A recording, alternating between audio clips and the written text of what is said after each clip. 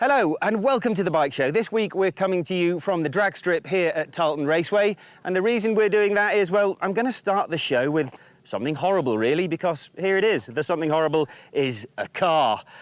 Well, it's not really a car. What it is a bunch of sour grapes.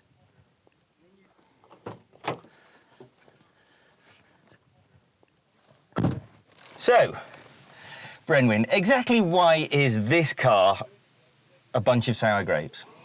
Well, Matt, we've done 2 of those car versus bike challenges and we've lost both. So Yes, that doesn't sit well with me. And I feel fair enough.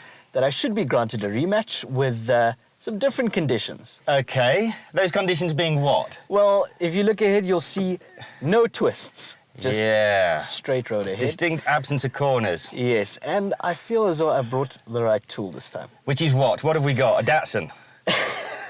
This is the 27 Nissan GTR. I think a lot of kids would lynch you for calling it a Yeah, Datsun. quite possibly. This is the iconic PlayStation generation car, and I feel it would give whatever tricycle you brought a run for its money. Okay, well, give me some figures then, man. What kind of horsepower is this GT? What's it looking at? Okay, I've got 550 horsepower and 632 newton meters of torque. But you must also remember that I've got power being sent to all 4 wheels, where you have just 1. Yeah, okay. What about power to weight ratio, though? This thing must weigh nearly 2 tons. What is your Yeah. power to weight? Okay, look, it's not the best. I mean, yours is probably about 3 or 4 times better than mine. So, okay, no corners, straight. I mean, does it really accelerate that quickly? What's it supposed to do? But I've got launch control, and Ah. in the ideal setting, when the weather is right and the stars align, I could probably do 100 in under 3 seconds, which is bike rivaling, I think. Yeah, it is, actually. But of course, look, we are at altitude, so that's a That's big the same for determining both of them. factor. I'm getting some indigestion. I'm actually nervous for the first you? time. Good. Yeah, I I think think you we ought might to have be. to edit this into a really short piece And where I win, no matter what happens. you've got another reason to be nervous. What? Because I've brought my What are mittens. they? You're not the only one who gets to wear questionable leathers. He deserves to lose just for the gloves alone. No time. Okay, let's do it then. Let's do it. Let's do some riding. Nissan is much better known for its sensible family cars than its performance. But the GTR has changed all that, because everyone knows that this is one seriously capable supercar. The 3.8-litre V6 has twin turbos, a dual-clutch transmission mated to a very clever four-wheel drive system that gets the 565 horsepower to the ground as efficiently as possible. 2.1 million rand also buys you a fancy infotainment system, leather everything, some cool-looking buttons and switches, and room for 2 passengers as long as they don't have any legs. Brenwyn wanted to put the Nissan up against a similar Japanese 2-wheeled legend, so it had to be Suzuki's Hyabusa. Its 4 cylinders bring 197 horsepower and very nearly 139 newton meters to the party. No traction control, no quick shifter, just a long, stable chassis that should be good for getting this big old beast off the line. Tarleton is pretty much the home of drag racing in South Africa. So, with the venue and contestants ready, it's time to get down to business.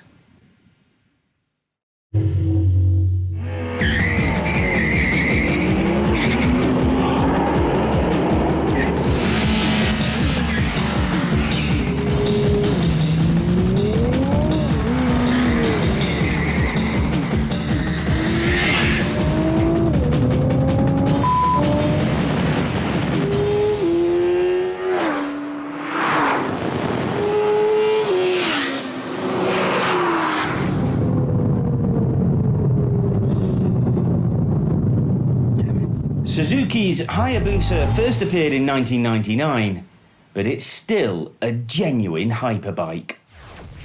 Well, Brenwyn, didn't really go according to plan, did it? Yes, I know, Matt. Defeated once more, which I will accept gracefully. He's a good lad. He's a good lad. I'll try. But, I mean, I know it was a straight line race. and I made a big deal about that when we started.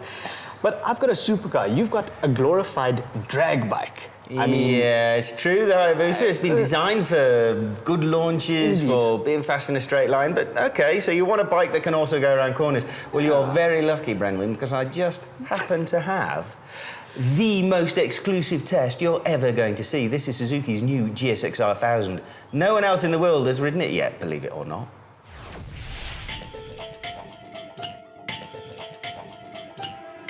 Technology and looks inspired by its MotoGP efforts, this is Suzuki's new flagship sport bike. There are 2 models available, so no quick shifter or launch control on this most basic version. I turned the traction control off too, rather some wheel spin than any electronic intervention, I reckon.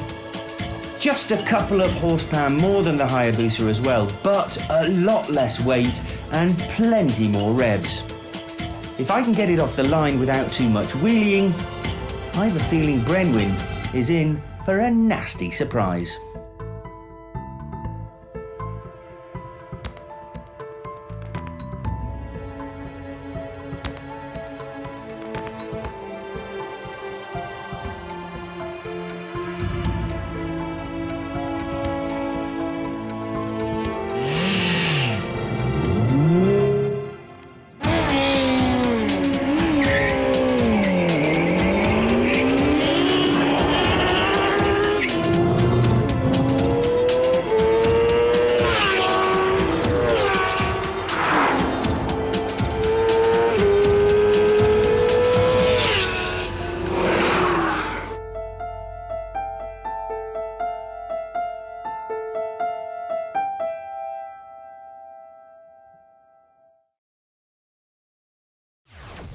Okay, so as far as I could tell, and I was only looking in my rear view mirrors, the car was an even smaller dot than it was with the Hyabusa.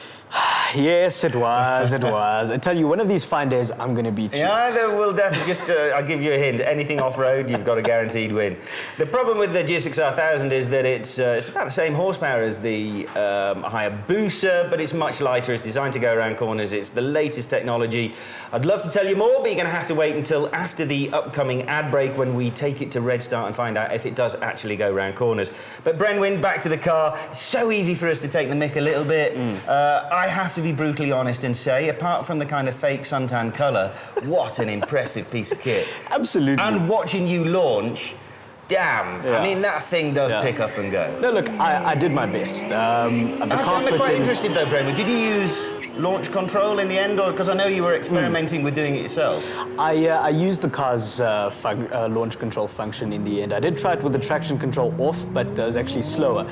I think at the end of the day, the computer might know a bit more than me. Yeah. But all things considered, the car put in a hell of a fight, even though the surface at Tarleton was not ideal. I feel Sounds like a great racer's excuse, but he is I right. knew you were going to say that. No, but you may notice that I actually launched off the side of the launch strip because it was just so slippy. The bike, it was difficult to keep in a straight line, and you could hear your car was spinning through at least the first 2 gears. Trying to put all that power down to the bitumen. But you had some equipment in yours that worked. What was your fastest quarter mile of the day? About Well, 12 of course, I mean, I had special equipment in my gloves, but yeah, about 12.3. 12.3. Which is rapid. It is rapid, especially at altitude, especially with a surface that was robbing you of at least half a second off the lawn. Yes.